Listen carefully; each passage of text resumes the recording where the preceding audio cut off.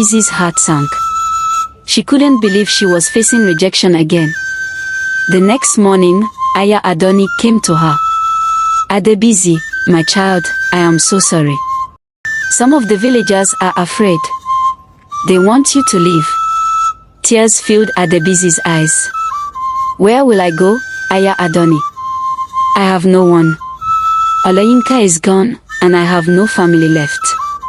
Aya Adoni hugged her tightly. "You are strong, Adebisi. You will find a way. The gods are watching over you, even if it doesn't feel like it." With a heavy heart, Adebisi packed her belongings once more and set off on the road. She walked and walked, not knowing where she was going or what she would find. She thought of Olayinka, and the memory of his smile gave her a small measure of comfort. One evening, as the sun was setting, she found herself near a dense forest. She decided to rest for the night and set up a small fire to keep warm. As she lay down, she felt a strange sensation in her belly. It was as if the baby was restless, almost as if it could sense her despair. The next morning, Adebisi continued her journey. She passed through several villages, but no one was willing to take her in for long. The story of her plight seemed to travel ahead of her, and people were afraid to help. They feared the gods' wrath or believed the cruel rumors that followed her. One day, Adebisi met an old hunter named Baba Afolabi. He was kind and listened to her story without judgment. "You are a strong woman, Adebisi," he said. "I will help you as much as I can. There is a wise healer in the next village. Perhaps she can help you with your condition." With a glimmer of hope, Adebisi followed Baba Afolabi to the healer's village. She prayed that this would be the end of her suffering, but deep down, she feared that her journey was far from over. When Adebisi and Baba Afolabi arrived at the healer's village, the healer, Mama Folek, welcomed them warmly. She listened intently as Adebisi told her story, tears streaming down her face. Mama Folek nodded thoughtfully. "I have seen many strange things in my time, but your situation is unique, Adebisi. Let me see what I can do." She took Adebisi into her small hut and began to examine her. Mama Folek tried various herbs and potions, but nothing seemed to change. Days turned into weeks, and Adebisi's belly remained large and heavy. Meanwhile, the villagers began to gossip. "What if she brings bad luck to our village?" they whispered. "Why can't she deliver her baby?" Children pointed at her and laughed, while adults kept their distance, their eyes filled with suspicion and fear. Adebisi felt the weight of their stares and whispers every day. Even though Mama Folek treated her kindly, the villagers' hostility wore her down. She missed Olayinka more than ever and often cried herself to sleep, clutching her swollen belly. One morning, as she walked through the village, she overheard a group of women talking. "She must have done something terrible to deserve this," one woman said. "The gods don't punish people for no reason." Adebisi's heart ached. She wanted to shout that she had done nothing wrong, but she knew it would only make things worse. She walked away quickly, tears blurring her vision. One evening, Baba Afolabi found Adebisi sitting by the river, staring at the water. "You must not lose hope," he said gently. "The path is difficult, but you are strong." "I am so tired, Baba Afolabi," Adebisi whispered. "Everywhere I go, people mock me. They treat me like I am cursed. I just want this to end." Baba Afolabi sighed. "There is one more person we can try. An old sage lives deep in the forest. He is known for his wisdom and might be able to help you. It will be a long and difficult journey, but I believe it is worth trying." With a heavy heart and a glimmer of hope, Adebisi agreed. The next morning, they set off into the forest. The journey was grueling, and Adebisi struggled with every step. Her feet were swollen, and her back ached from the weight of her belly. But she kept going, determined to find a solution.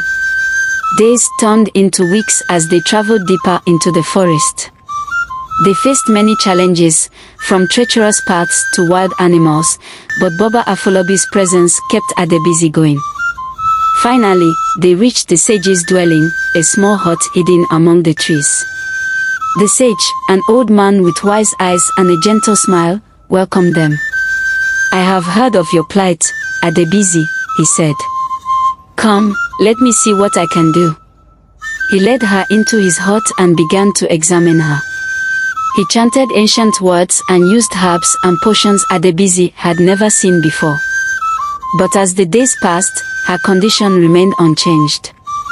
The sage sighed deeply. "Your situation is indeed strange. I sense a powerful force at work here, something beyond our understanding. You must continue to be strong, Adebisi. There is a reason for everything, even if we cannot see it yet." Adebisi nodded, tears in her eyes. She thanked the sage and left his hut, feeling a mix of hope and despair. She and Baba Afolabi began their journey back through the forest, unsure of what the future held. As they traveled, the whispers and mocking from the villagers echoed in her mind. She knew the journey ahead would be even more difficult, but she was determined to find a way to bring her child into the world. The memory of Olayinka's love gave her strength, and she vowed to keep fighting, no matter how hard it became. As Adebisi and Baba Afolabi made their way back to the village, Adebisi felt a sense of quiet determination growing within her. She had not found a solution, but the journey had given her strength. She decided she would face the villagers with her head held high. When they arrived, the villagers were curious. Did the sage help her? They wondered aloud. Has she been cured? But when they saw that Adebisi's belly was still large, the whispers began again. However, something had changed. Baba Afolabi spoke to the villagers, sharing the wisdom of the sage and explaining that Adebisi's condition was not a curse, but a mystery that required compassion and understanding. His words began to plant seeds of doubt in the minds of the villagers about their previous harsh judgments. Slowly, a few villagers began to approach Adebisi with kindness. An old woman named Mama Sod was the first. She brought Adebisi a basket of fruits and some fresh bread. "Thank you, Mama Sod," Adebisi said, her eyes filling with tears. "Your kindness means so much to me." "You are a strong young woman, Adebisi," Mama Sod replied. "We have all been too quick to judge. I believe there is a reason for everything, and your strength will see you through." As the days passed, more villagers started to change their attitudes.